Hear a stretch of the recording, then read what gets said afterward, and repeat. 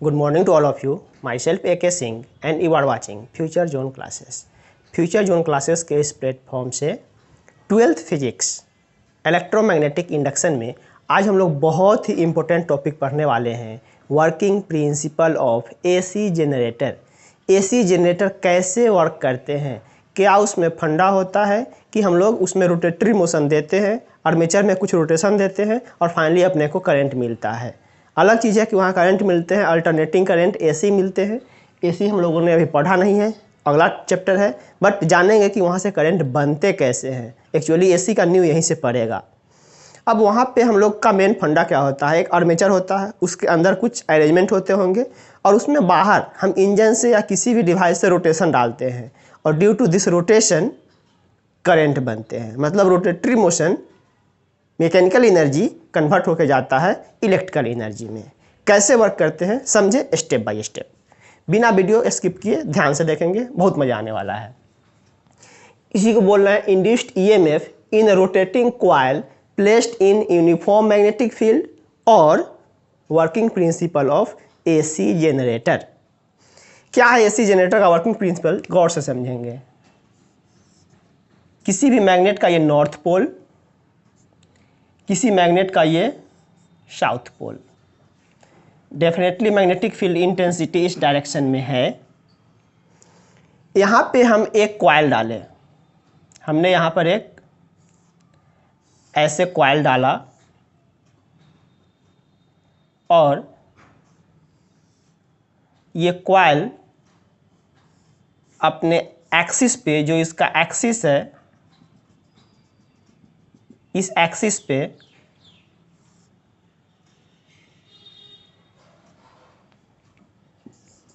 Omega के angular speed से नच रहा है, जो कि बाहर से हम इंजन के माध्यम से उसको नचाते हैं।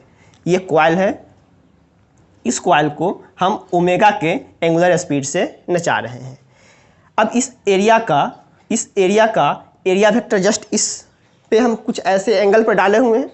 ये कंटिन्यूसली ऐसे यहाँ रोटेट करते रहेंगे। हमें एक ऐसे एंगल पर डाला हुआ है तो जस्ट इसका एरिया वेक्टर इस पे परपेंडिकुलर डिफाइंड होगा, एरिया वेक्टर। और मैग्नेटिक फील्ड इंटेंसिटी अगर इस डायरेक्शन में है तो इस डायरेक्शन में अपने को दिखाई दे रहा है ऐसे मैग्नेटिक फील्ड इंटेंसिटी बी, और इस पार्टिकुलर कंडीशन पे बी और ए के बीच एंगल बना हुआ है थीटा। चूँकि बी तो फिक्स है, बी तो ऐसे फिक्स है और एरिया समय के साथ रोटेट हो रहा है, जस्ट लाइक अभी ऐसे है, फिर ऐसे होंगे, ऐसे होंगे, कंटिन्यूसली एरिया ऐसे रोटेट करते रहेंगे तो एंगल कंटिन्यू चेंज करेगा, एंगल कंटिन्यू चेंज करेंगे। हमने पहले भी डिस्कस किया है कि फ्लक्स में अगर चेंजिंग होता है तो फैराडे के लॉ से इंडक्शन होता है, और फील्ड बार बार एरिया चेंज करना, बार बार फील्ड चेंज करना और एरिया चेंज करना प्रैक्टिकली पॉसिबल नहीं है, और बहुत आसानी से हम उसके एंगल को चेंज करके फ्लक्स चेंज कर सकते हैं। जैसे इस लोकेलिटी में अगर मैग्नेटिक फील्ड है और हमने ये एरिया रख रखा है, केवल हम ऐसे एरिया को नचाते रहेंगे, खुद ब खुद एंगल चेंज होते रहेगा। एंगल चेंज होने के कारण फ्लक्स चेंज होंगे और खुद ब खुद ईएमएफ इंड्यूस्ड होता रहेगा। पूरा यही फंडा है, समझेंगे कैसे है। यहाँ कुछ एजम्पशंस डालेंगे और ये कॉइल जो हम लोग यूज किया है, इस कॉइल का नंबर ऑफ टर्निंग जो है वो बना हुआ है n टर्न डाला हुआ है। Let B magnetic field intensity, A area of coil, n number of turns in coil, omega angular speed of coil। यहाँ ये एरिया वेक्टर है और यहाँ पर ये बी वेक्टर है। Theta angle between magnetic field intensity and area vector at any particular instant, किसी भी पार्टिकुलर इंस्टेंट पर इसके बीच, चूंकि समय के साथ जैसे जैसे रोटेशन करते रहे वो कंटिन्यूसली थीटा वैरी होते रहेगा।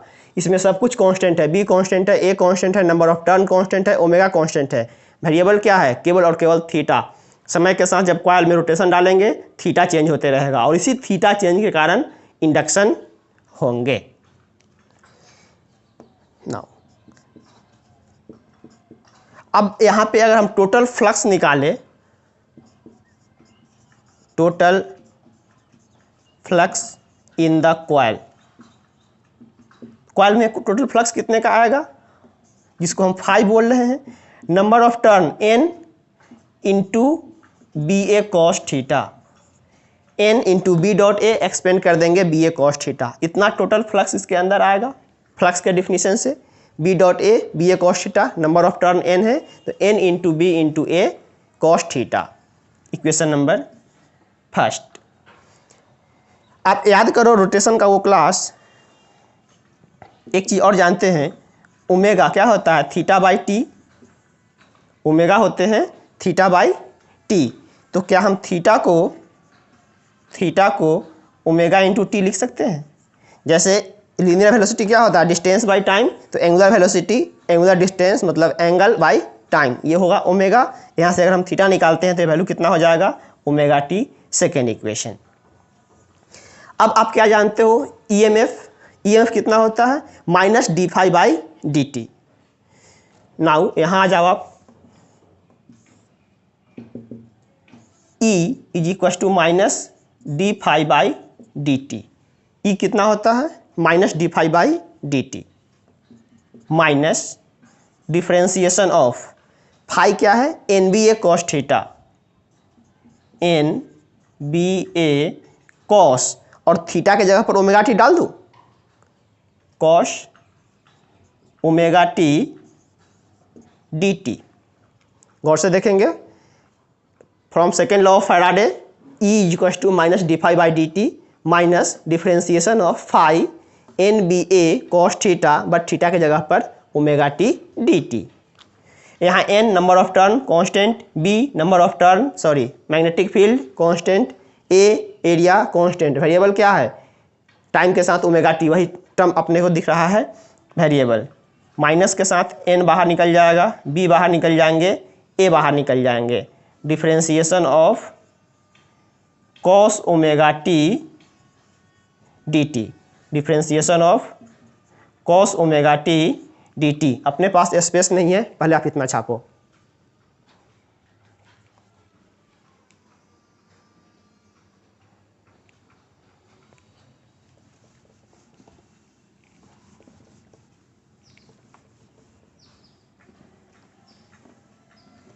अब इस रिजल्ट को हम आगे बढ़ाए तो क्या मिलेगा?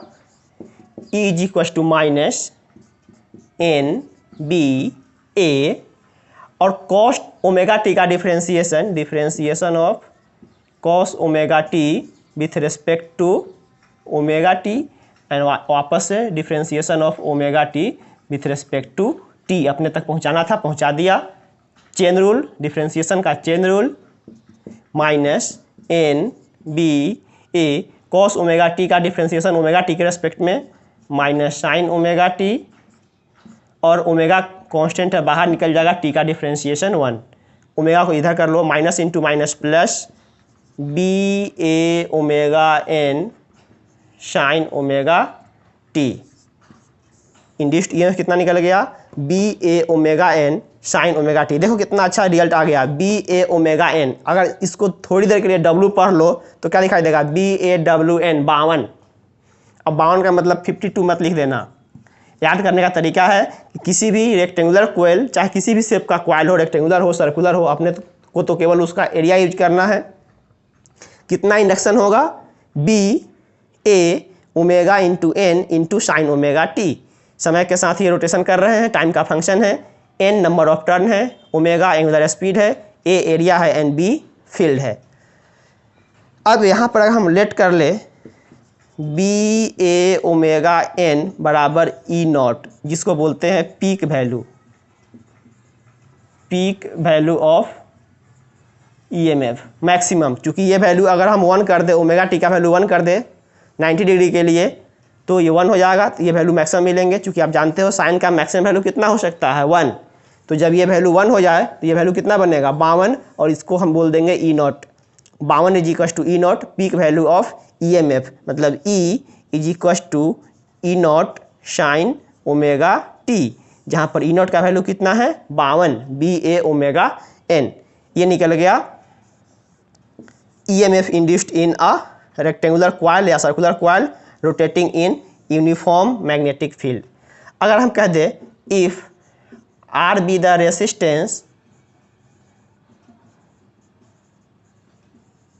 अगर R रेसिस्टेंस होगा तो I का वैल्यू क्या हो जाएगा I is equal to E/R। दोनों साइड हम क्या कर रहे हैं R से डिवाइड कर देते हैं यहाँ, इसलिए यहाँ पर E के जगह पर क्या लिख दें E/R is equal to E0/R is equal to sine omega t। हम दोनों तरफ R से डिवाइड कर दिए, कोई फर्क पड़ेगा नहीं, बट E/R क्या हो जाएगा एक जनरल करंट किसी भी समय का, और E0/R पीक करंट I0 और इंटू साइन ओमेगा t। जब AC स्टार्ट करेंगे तो इसी दो इक्वेशन को हम लोग यूज करेंगे। अल्टरनेटिंग करंट का इक्वेशन होता है I is equal to I0 sine omega t, और अल्टरनेटिंग वोल्टेज का इक्वेशन होता है E बराबर E0 साइन ओमेगा t। आप गौर से देख सकते हो कि अल्टरनेटिंग करंट और अल्टरनेटिंग वोल्टेज टाइम के साथ साइन का फंक्शन होता है। साइनोसॉइडल स्पीड से, साइनोसॉइडल हिसाब से alternating current and alternating voltage very हो रहे होते हैं। इन सब चीज़ों पे हम लोग डीप डिस्कशन करेंगे जब स्टार्ट करेंगे अल्टरनेटिंग करंट। अभी फिलहाल इतना ही जानेंगे।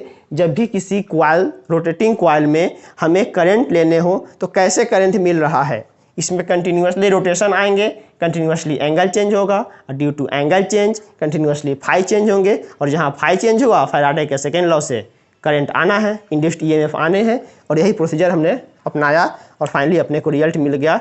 अभी आप इस सिचुएशन में यहाँ पर रिजल्ट केवल याद रखोगे E is equal to BA⍵n sine omega t। ये सारा कुछ डिस्कस हम लोग करेंगे डीपली जब स्टार्ट करेंगे AC। Okay, note it fast.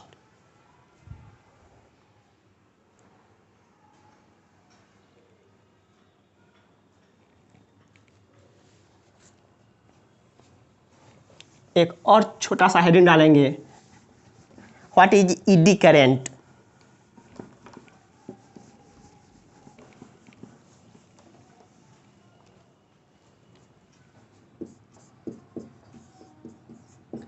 EDDY।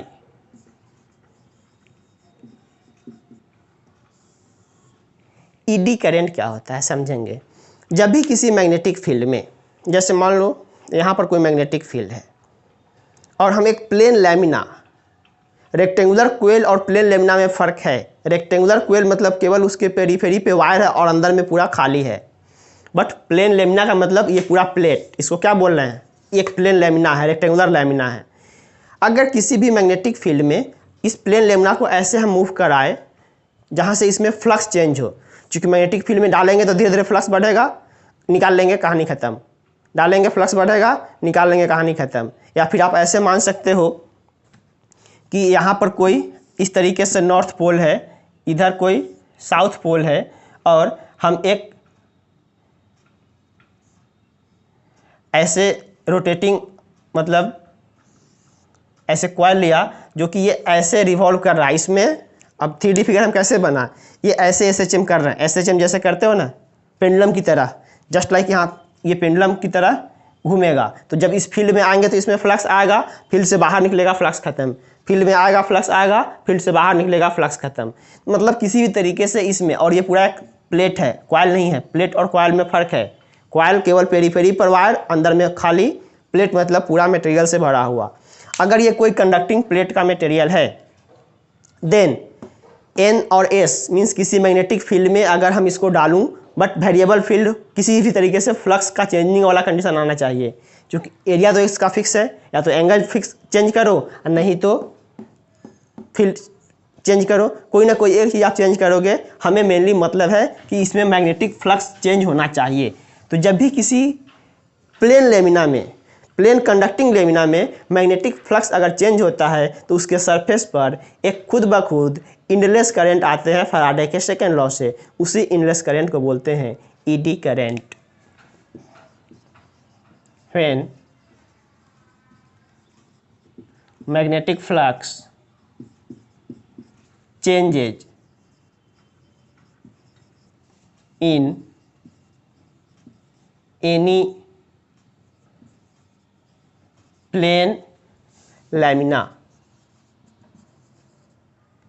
any plane conducting lamina,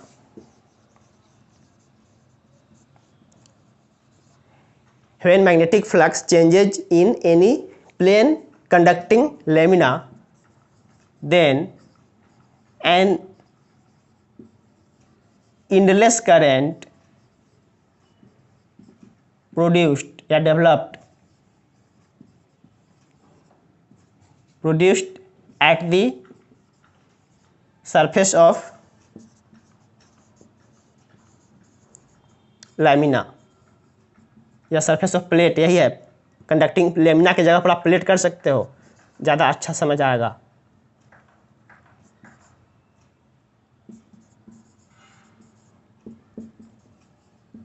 this current is called eddy current.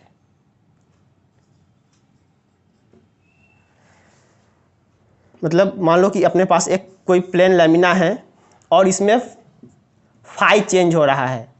अगर यहाँ पर फाई चेंज हो रहा है, किसी भी तरीके से अगर फाई चेंज कर रहे हो तो इसमें बहुत सारा इनलेस करंट, क्लॉकवाइज और एंटी क्लॉकवाइज का जो सेंस बनेगा उसके हिसाब से बहुत सारा इसमें करंट बन जाएंगे।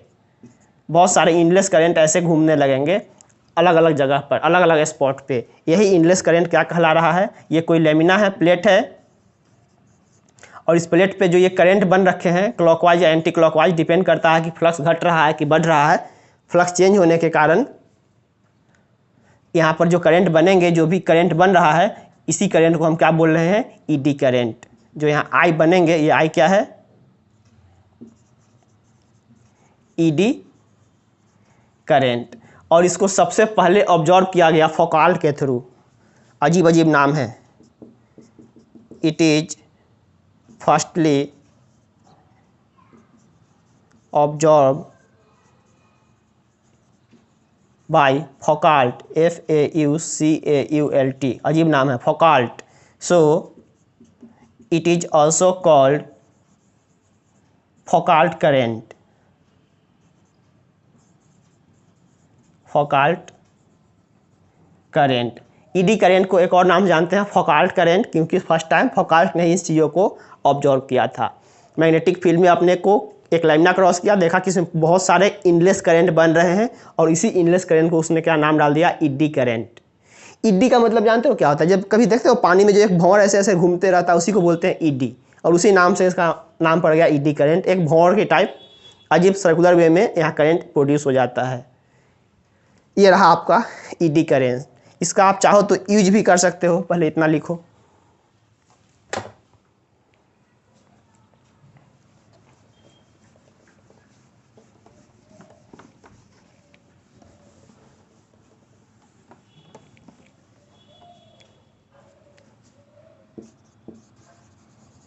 Used of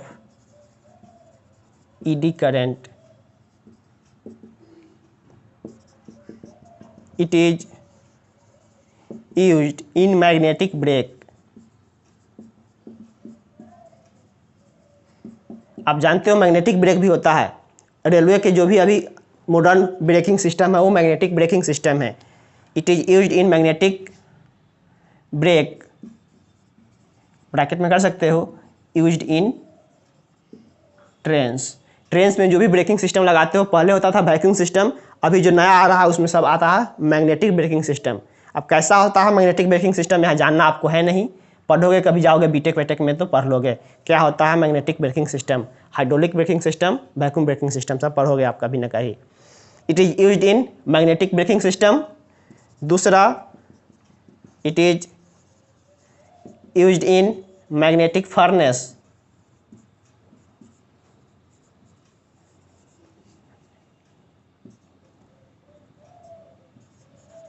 जो भी मैग्नेटिक फर्नेस होता है, जहाँ पर आप या तो डेड बॉडी को जलाते हो या फिर कहीं हाई मेल्टिंग पॉइंट वाले मेटल को मेल्ट करते हो, वहाँ पर भी ईडी करंट का ही हम लोग कंसेप्ट यूज करते हैं. It is use in magnetic furnace. Also it is use in magnetic meter. Magnetic meter में भी आप इसको यूज करते हो, और इसको एक जगह और यूज करते हो इलेक्ट्रोमैग्नेटिक इंडक्शन के, मतलब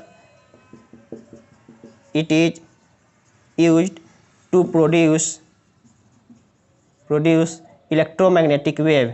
इलेक्ट्रोमैग्नेटिक वेव में भी यूज करते हो इसको.